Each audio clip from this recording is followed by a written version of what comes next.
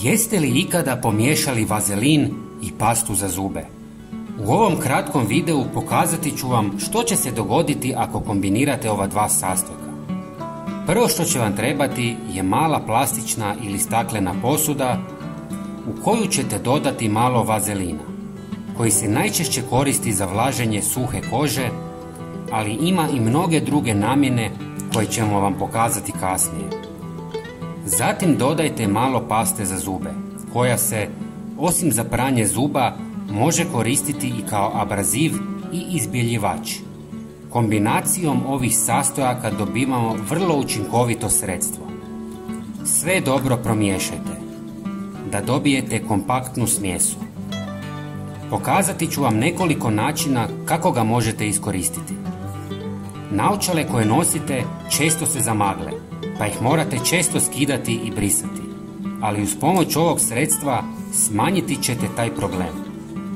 Namažite malo ovog sredstva na staklo i kružnim pokretima brišite krpicom dok se ne osuši. Pasta za zube sadrži lagana abrazivna svojstva koja nježno poliraju staklo, dok vazelin stvara zaštitni film i sprječava magljenje stakla. Osim naočala, možete namazati i stakla na automobilu ili u kući. Pogledajmo i drugu primjenu. Ako vas ugrizu insekti poput komaraca, paukova ili osa, ovo sredstvo će ublažiti oteklinu i svrbež. Namažite malo na kožu i pričekajte nekoliko minuta.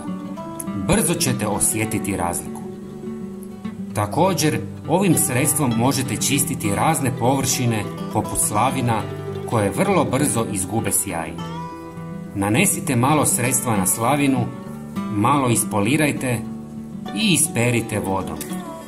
Sjaj će se vratiti, a zaštitni sloj će smanjiti nakupljanje nečistoća na površini. Dragi prijatelji, bilo bi nam drago da podijelite ovaj video sa prijateljima i pretplatite se na naš kanal. Hvala vam puno. Pozdrav!